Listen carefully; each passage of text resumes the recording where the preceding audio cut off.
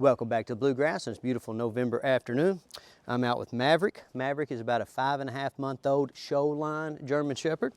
We're going to walk Maverick around a little bit and talk about what it's like to train this type of dog. Let me get him up on this table so I can show you what I mean by Showline. Cameraman, take a look at how he's built. Now you'll notice this dog, he might look a little different than some of the German Shepherds you've seen before, okay? There's a big split in the German Shepherd fancy between Showline and working line. Like when I'm talking about labs, a lot of times you'll hear me talk about field versus show or American versus English Labrador Retrievers. Well, there's a very pronounced divergence, bloodline divergence amongst German Shepherds. If you want to read, if you want to see the best and worst of humanity as cataloged by the interweb, then pause this video, open up a new tab and do a search for working line versus show line German Shepherds, right? Okay, and then when you're looking at the forums, you will read like some comments that really range from well-intentioned, nice people to just out-and-out mean and hateful ornery talk, right? And that's one of the reasons I don't show these dogs on my channel much anymore, is because people are so, like, just downright hateful in the comments section, okay? Well, that argument between, about show line and working line German Shepherds, it's already been covered a lot in a lot of places. So we're just going to talk about what it's like if you have or if you're thinking about getting a show line German Shepherd. Yeah, now you'll notice right there that Maverick kind of lost his balance on this little dog walk and fell off. Now that's the first thing you're going to notice about Maverick as I'm walking him, is that he has a little bit of trouble with his proprioception. He has a little bit of trouble with his strength, okay? And a lot of that has to do with the way the dog is built, his structure, okay? And some of it has to do with the fact that he's just going to be a really big dog and it takes him a long time to mature. So somebody had seen this dog on Instagram the other day and they asked me, hey Stonnie, why haven't I seen him out running with the other dogs and going on the adventures and hikes in this month's training videos? Well, the reality is that with these Showline German Shepherds, we have to be extra careful with the type of activities that we do with them over the course of the day. This dog is dedicating a lot of calories to growing every day, so he gets a little bit more fatigued than the other dogs. And the big problem is when he gets fatigued, he gets even more clumsy.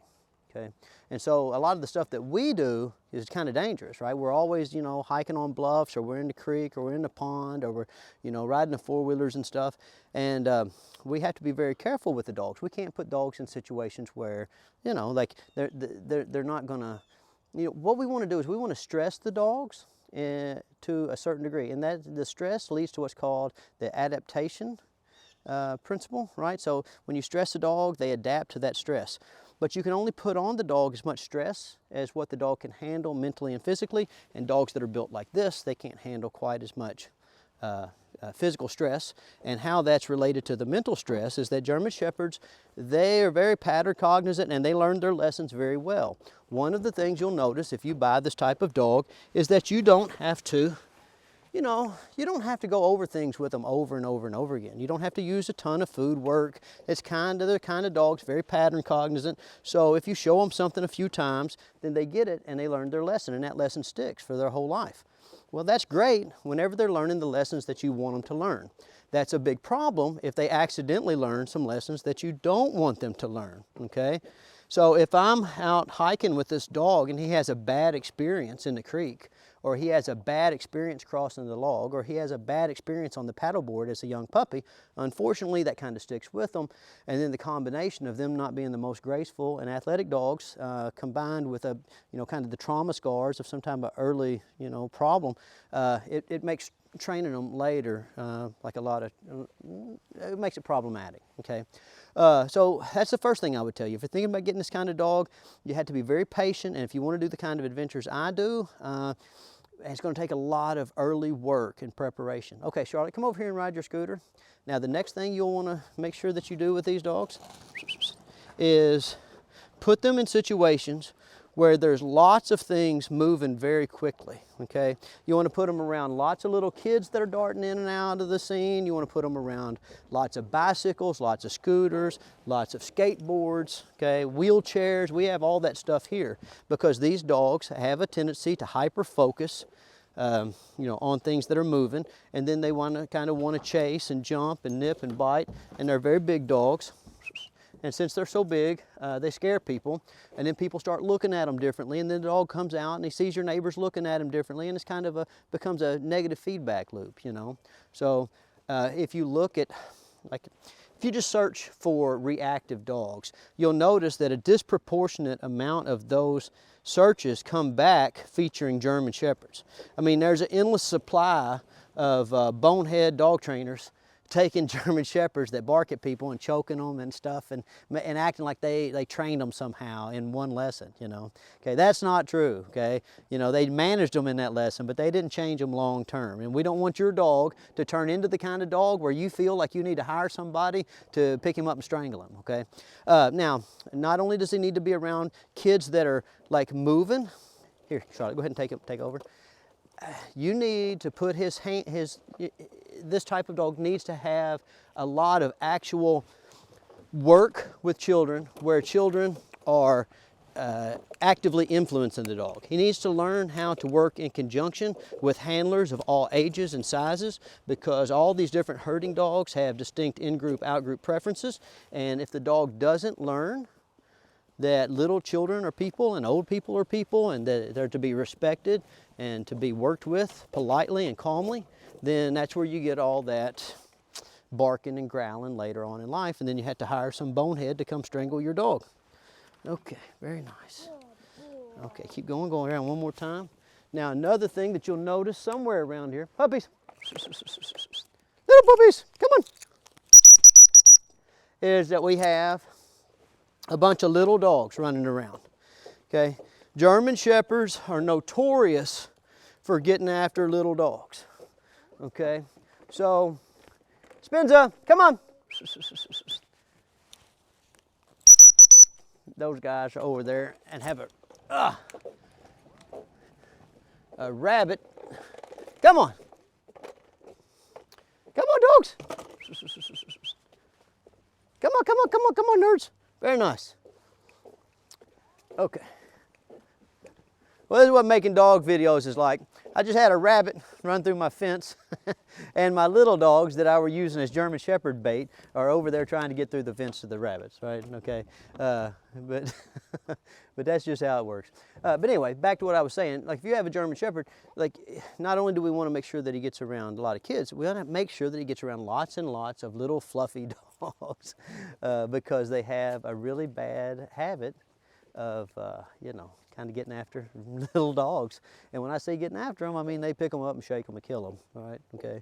And again, if you're in the dog business, you know about German Shepherds killing little dogs, and you also know about German Shepherds biting little kids in the face, okay? I just had a little girl get back from France, and while she was in France, she went to pet some German Shepherd on the face. And I know what you're saying, well, she shouldn't have got in the dog's face, blah, blah, blah. You should not take your dog out in public if there is any chance, even an off chance, of your dog biting a child. But this fella did, and so now this girl's face is ruined for life. Okay, there is no fixing it. So this is super important. All right. Let me see here, Charlotte. Come on, nerd. Okay, now let's take him out here in the field, and we'll just let him run around a little bit. And so that you guys can kind of watch him move around. Come on, nerd. Here, dogs. Come on, come on.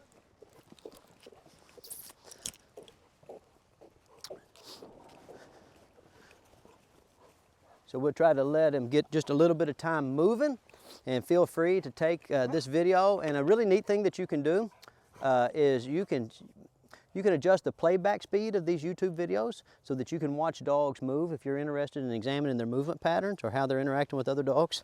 Come on dogs, come on. Very nice dogs.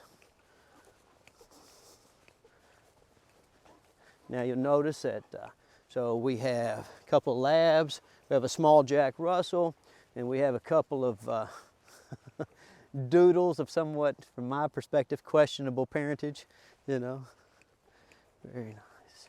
Now what'll happen a lot where we have to kind of step in is Maverick will get to being a little bit hyper fixated on the little dogs, and like he'll chase them and paw at them and pounce on them, you know.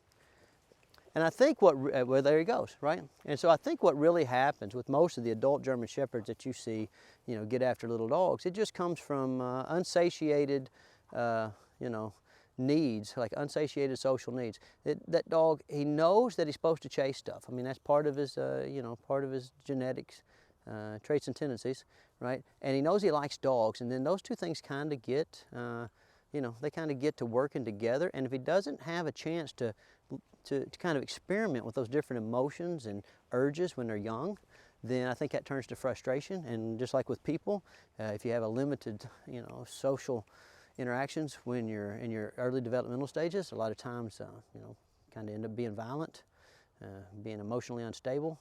And in my opinion, that's what happens to a lot of these different herding dogs. All right, come on back this way, cameraman, and he'll come back with you probably. Come down here and let's look at this Catahoula and this doodle. See if he'll come down here.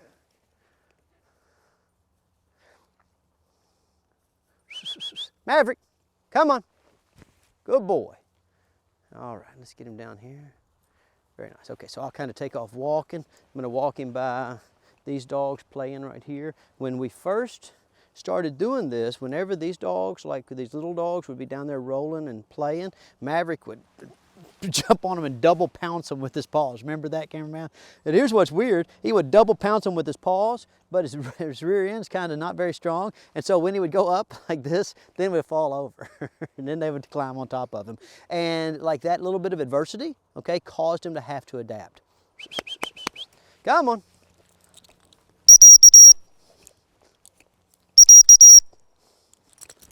Very nice. Okay, so now this is a full-grown, field-bred adult female lab. That's a 5.5-month-old Showline German Shepherd. So you can kind of see the size comparison. Now, when you watch Maverick run, you might say, well, Stonnie, he looks like he's keeping up with those dogs pretty well. Yeah, he is now. Go ahead and show him, cameraman. I don't know if you guys can see this for sure, but I'll call him back. Annie! Watch him run now. That's after 3 weeks of conditioning. And so he's getting to now to where he's kind of growing into his frame.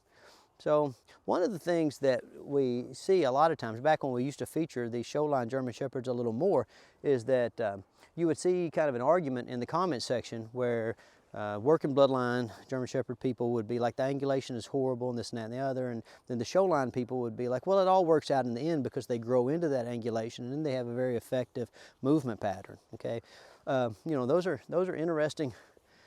Those are interesting conversations to read, you know. But I can tell you this: there are things we can do today after 3 weeks that we just literally couldn't do with Maverick when he first got here.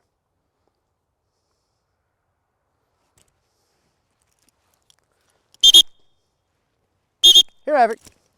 Good. There's your nice side view. Good. Trying to get him to where you guys can see him running right beside this lab. Charlotte, run towards the corner and then run back to us. See if you can get him to go. Okay, so there's Charlotte running off and calling him. And again, we have Charlotte, who's a child, and we have a little fluffy dog, which German Shepherds are, you know, notoriously known to chase and grab. Okay, and we're just getting more and more experience every day with him interacting with them in a, you know, polite way. Very good. One more time, please. Come on, puppies, let's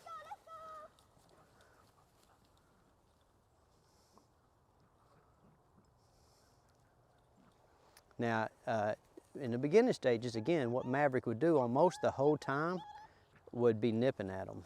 He would nip at Charlotte, he would nip at the other dogs, he would nip at the little dogs in particular. And I think right there, did he just nip at Annie a little bit, try to grab her tail? Good. But these mentor dogs, Annie's one of our mentor dogs, and they kind of do a good job of teaching them lessons, you know, right? Okay. So this was just a little video because somebody had emailed me and asked me about the German Shepherd and asked me why I hadn't been on adventures. So kind of hope that gives you maybe a starting point for the discussion of whether or not Showline German Shepherd is right for you. And if you're not thinking about getting one, it's still a very interesting thing to research, because one of the things that doesn't get talked about enough in the dog business is the concept of line divergence, right? When people establish bloodlines, those bloodlines are related to a specific activity, but then when you get people that are drawn to that breed that no longer do that activity, then kind of their mind starts taking over what the dog should look like.